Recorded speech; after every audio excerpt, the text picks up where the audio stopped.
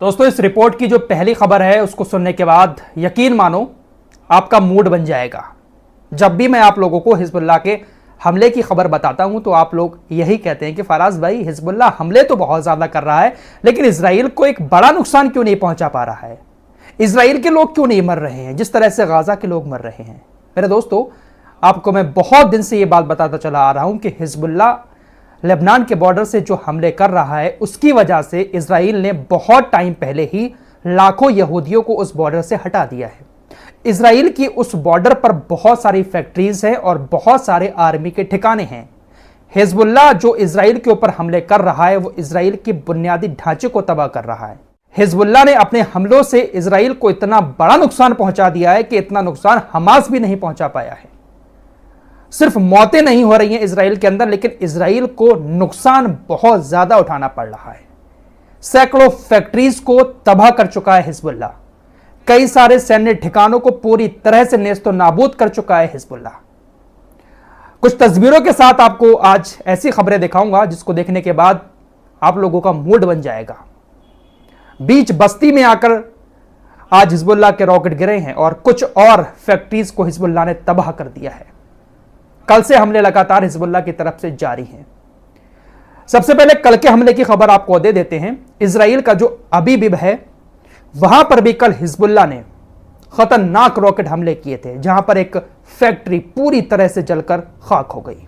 Hezbollah ने हमला इतना खतरनाक किया कि फैक्ट्री के अलावा जो आसपास के सैकड़ों घर थे वो भी पूरी तरह से तबाह हो गए, आग की चपेट में आ गए, जिस वजह से फायर ब्रिगेड की गाड़ियां भी वहां पर नहीं पहुंच पाई। काफी टाइम के बाद जब सब कुछ जलकर राख हो गया तब फायर ब्रिगेड की गाड़ियां वहां पर पहुंच पाई हैं, क्योंकि रास्ते ब्लॉक हो चुके थे। हमला इतना खतरनाक था।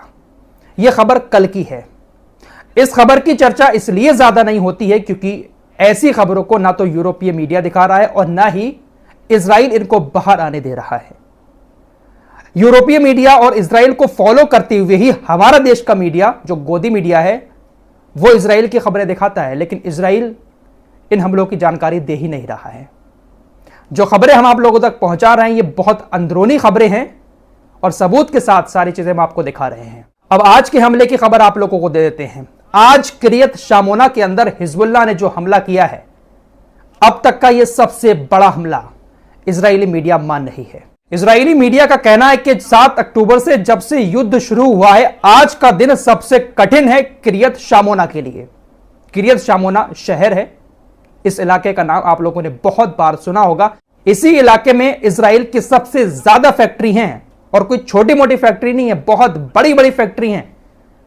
इजरायली मीडिया का कहना है कि आज किरियत शामोना के लिए युद्ध शुरू होने के बाद सबसे कठिन दिन था, क्योंकि आज हिजबुल्लाह ने जो मिसाइलें किरियत शामोना पर दागी हैं, युद्ध शुरू होने के बाद से जो मिसाइलें अब तक आ रही थी ये वो मिसाइलें नहीं हैं, कुछ अलग ही मिसाइलें थीं। बाकायदा रिपोर्ट आपकी स्क्रीन पर लगा रहा हूं, ये अपने शब्द नहीं है मेरे। इजरायली मीडिया का कहना है कि हिजबुल्लाह की ये एक मिसाइल इतनी भारी थी कि इसके गिरने से तकरीबन 20 अपार्टमेंट पूरी तरह से तबाह हो गए। एक मिसाइल ने 20 अपार्टमेंट को तबाह किया है। हिजबुल्लाह की तरफ से जो मिसाइलें आई हैं वो काफी ज्यादा थीं, तो आप अंदाजा लगा सकते हैं कि कितना बड़ा नुकसान इजराइल को किरियत शामोना के अंदर हुआ है। खुद इजरायली मीडिया इस बात को कबूल कर रही है कि इतना ज्यादा भारी दिन आज तक किरियत शामोना पर नहीं आया। जो आयरन डोम नाम की चिड़िया थी ना, उसको नशा देकर हिजबुल्लाह ने सुला दिया है। आयरन डोम कुछ कर ही नहीं पा रहा है। आयरन डोम को चलाने के लिए भी बहुत ज्यादा पैसा चाहिए होता है। इतने सारे हमले इजराइल अब तक रोक चुका है, अरबों खरबों रुपए आयरन डोम ही खा चुका है, तो कहां तक पैसे लगाए आयरन डोम के अंदर। पहले क्या होता था, पूरा फोकस इजराइल का आयरन डोम के ऊपर ही रहता था। बहुत भारी भरकम खर्च आयरन डोम पर इजराइल करता था, इसलिए कोई भी रॉकेट मिसाइल इजराइल तक नहीं पहुंच पाता था। अब कहां तक उसको खिलाया जाए भाई, इसलिए वो नींद की गोली खाकर आराम से सोया हुआ है और हिजबुल्लाह अपना काम लगातार कर रहा है। किरियत शामोना में आज के हिजबुल्लाह के हमले में एक कागज की बहुत बड़ी फैक्ट्री पूरी तरह से जलकर राख हो गई है। कागज की ये इजराइल की सबसे बड़ी फैक्ट्री थी जिसको आज हिजबुल्लाह ने पूरी तरह से राख कर दिया है। साथ ही साथ कई दर्जन घरों के भी पूरी तरह से तहस नहस होने की खबरें सामने आ रही हैं। तस्वीरें भी मैं आपकी स्क्रीन पर लगाता जा रहा हूं। ये सारी की सारी तस्वीरें इजरायली मीडिया की तरफ से दिखाई गई हैं और हिजबुल्लाह ने भी दावा किया है कि आज हमने करोड़ों रुपए का नुकसान इजराइल को दिया है। तो इजराइल का बुनियादी ढांचा हिलाने में लगा हुआ है हिजबुल्लाह। दोस्तों, हिजबुल्लाह से इजराइल इतना ज्यादा डरा हुआ है कि वो उसके ऊपर हमला करने के लिए 1000 बार सोचता है।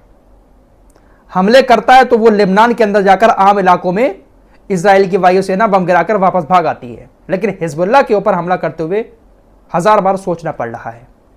हो सकता है कि आपने कहीं ना कहीं यह खबर सुनी हो कि हिजबुल्लाह के इस हमले के बाद इजराइल ने भी लेबनान के ऊपर हमला किया, लेकिन अभी ऐसा कुछ नहीं हुआ है। जस्ट अभी तकरीबन 7 बजे भारतीय समय अनुसार शाम के 7 बजे की खबर है, जब इजरायली सेना के रेडियो की तरफ से बताया गया है कि अभी तक हिजबुल्लाह के हमलों के जवाब में इजराइल की वायुसेना हमले शुरू नहीं कर पाई है। हिजबुल्लाह के इन हमलों का जवाब देने के लिए अभी चर्चाएं चल रही हैं, बातचीत चल रही है, लेकिन अभी तक इजराइल की वायुसेना ने हमला नहीं किया है। मेरे दोस्तों, हमारी जो रिसर्च टीम है वो हर चीज पर नजर बनाकर रखती है। इजरायली सेना के रेडियो की तरफ से ये बताया गया है। जो खबरें हम आप लोगों तक पहुंचाते हैं वो खबरें ऐसे ही नहीं आती हैं हमारे पास, काफी रिसर्च करनी पड़ती है, उसके लिए पल पल के अपडेट पर नजर रखनी पड़ती है, तभी आप लोगों तक हम ये सच्चाई पहुंचा पाते हैं। चैनल पर पहली बार आकर हमारी वीडियो देख रहे हैं, सब्सक्राइब करके हमारे साथ जुड़ सकते हैं। फिलहाल 100 बात की एक बात यह है कि हिजबुल्लाह भारी पड़ रहा है इजराइल के ऊपर लेबनान के बॉर्डर से। अब अगर आप इस बात को गाजा से कंपेयर करेंगे तो आपको शायद ये बात बहुत छोटी लगेगी, क्योंकि गाजा के अंदर तो भाई मौतें देखकर ये सब चीजें बहुत छोटी सी लगती है, लेकिन ये बहुत बड़ी खबरें हैं। हिजबुल्लाह हमास से कई गुना बड़ी ताकत है, यह बात आपको हमेशा याद रखनी चाहिए। हिजबुल्लाह और हमास को ईरान का समर्थन पूरा मिला हुआ है, अब यह बात कोई भी छिपी हुई नहीं है।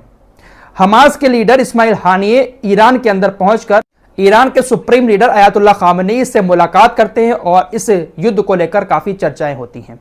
उधर हुतीस को भी ईरान का समर्थन रहता है। दोस्तों, अगर हमास को ईरान का समर्थन ना होता, जब से जंग शुरू हुई है आपने कितनी बार ऐसी खबरें सुनी होंगी कि हमास के लीडर ईरान जाकर अयातुल्लाह खामेनी से मिले, राष्ट्रपति से मिले।